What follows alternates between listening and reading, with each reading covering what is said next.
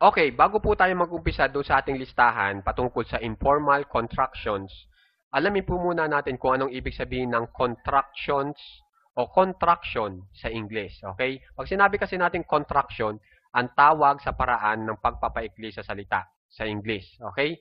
Tapos po, pag sinabi natin informal contractions, mga salitang pinaikli na ginagamit lamang sa informal na pakikipag-usap. Ibig sabihin po, yung salitang pinaikli natin na informal na salita, dapat gamitin natin na pang-informal na pakikipag-usap. Ibig sabihin, pwede natin yung gamitin sa ating pamilya. Makikipag-usap tayo sa ating pamilya, kaibigan, katrabaho, na kung saan ay magkaparehas kayo ng antas o posisyon o kabiruan mo. Kumbaga, itong informal contractions ay ginagamit po sa pangkaraniwang pakikipag-usap.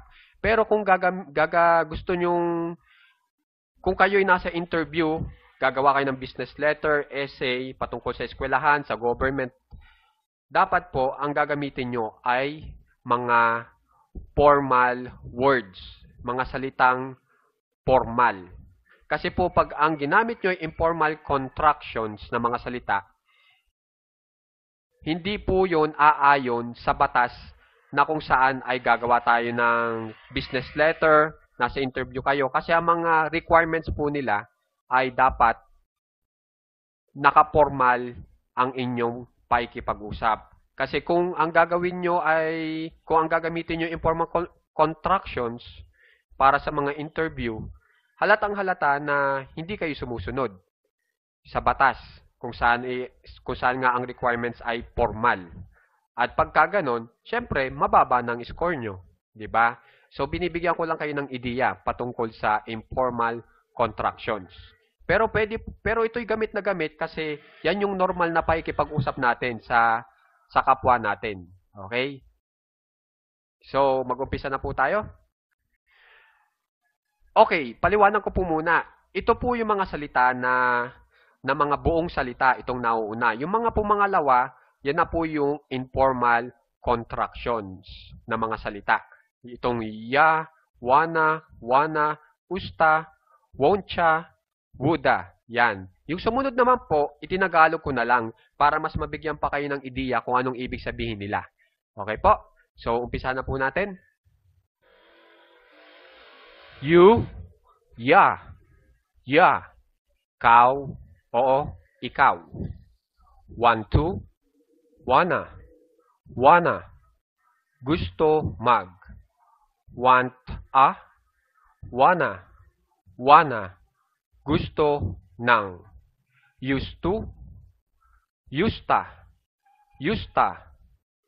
dating nag. Pwede ring used to be, dating naging. Won'tcha, ayaw mo. Would have, woulda, desidido mag. Some more, is more, may dagdag. Shouldn't have, should na, di dapat nakapag. Should have, shoulda, dapat nakapag. Out of, outa, nasa labas. Tell them, tell them, sabihin mo sa kanila. What are you? Watcha, anong iyong? What have you? Watcha, anong iyong na? O2, outa, dapat na. Need to, nida, kailangan na. Must have, musta, kailangan o obligadong ma. Match of, matcha, maraming. Might have, mighta, mighta, baka nag. Lots of, latcha, latcha, maraming. Let me, lemme, lemme, hayaan mo akong. Kind of, kinda, kinda, may pagka, o medyo. Isn't it, isn't it, in it, hindi ba? I'm going to. I'm ma. Ako ay mag. Has to. Hasta. Kailangan mag or has to be. Kailangan maging. Para lang po sa singular noun. Okay? Pag have to, hapta. Kailangan mag. O kung have to be, kailangan maging. Okay? Bali, ito pong have to, pang plural na noun. Got to, gata. Kailangan. Got you, gotcha. Huli ka. Give me, gimme. Ibigay mo. Don't know, do know. Di alam. Okay? Kunyari, di niya alam. Di ko alam. Don't you, don't siya.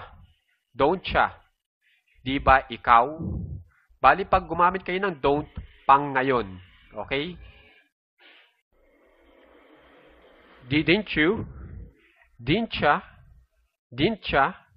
Di ba ikaw? Pang noon na mensahe. Do you? Ikaw ba? Pang ngayon na mensahe. Did you? Didya?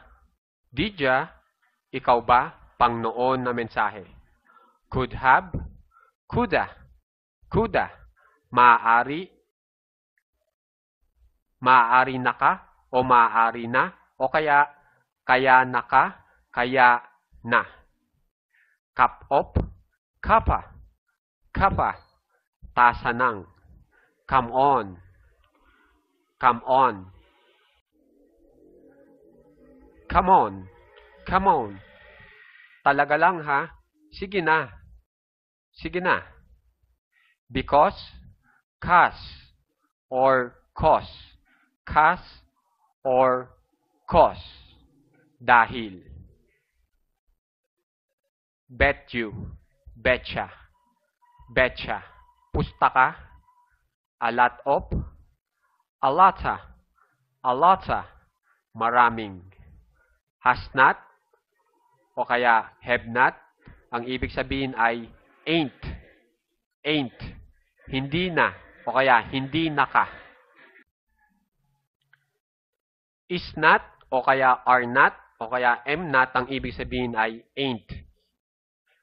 Ang ibig sabihin sa Tagalog ay hindi, pwedeng ang isunod nyo ay adjective, pronoun, o noun. Going to, gonna, ay mag. Pag gonna be there, ang ibig naman sabihin ay nandyan.